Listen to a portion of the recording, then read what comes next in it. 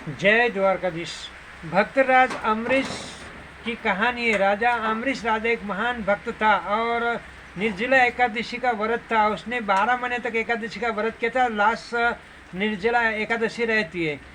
तो उसकी चर्चा देवलोक में होने लगी। दुआसर मुनि को मालूम पड़ा। उसने सोचा कि इनको मैं कसौटी करूँगा।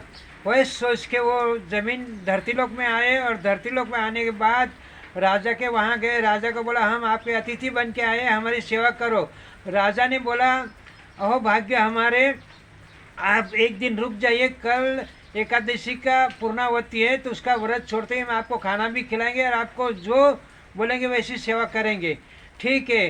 दूसरे दिन दुआसर मुनि मुद्दम लेट कर दिया, आए ही नहीं।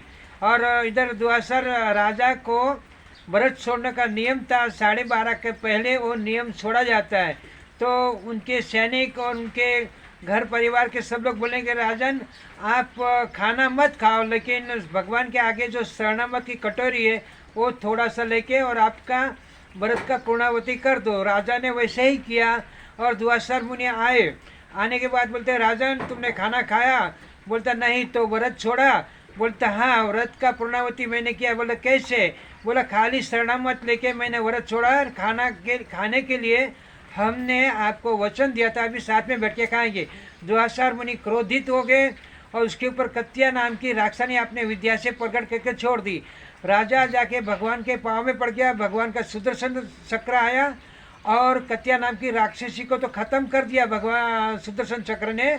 और दुआसर मुनि के पीछे लग गया। दुआसर मुनि भागते भागते इंद्र लोग गए। इंद्र बोलता है भगवान का अपराध ये, हम सब कुछ नहीं कर सकते।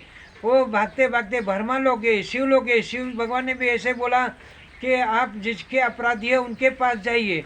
तो भागते भागते विष्णु भगवान के पास आए।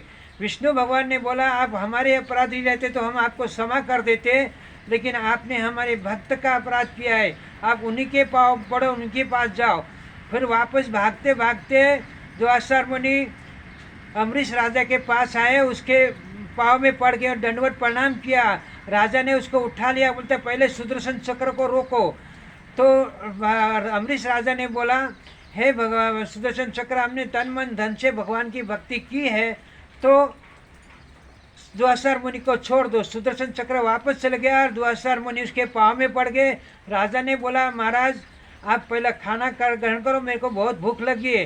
बोले कितना दिन से खाना नहीं खाया? बोले 1 बरस पूरा हो गया आपको भागते भागते, 1 साल से आप घूम रहे हैं, 1 साल से मैंने खाना नहीं खाया।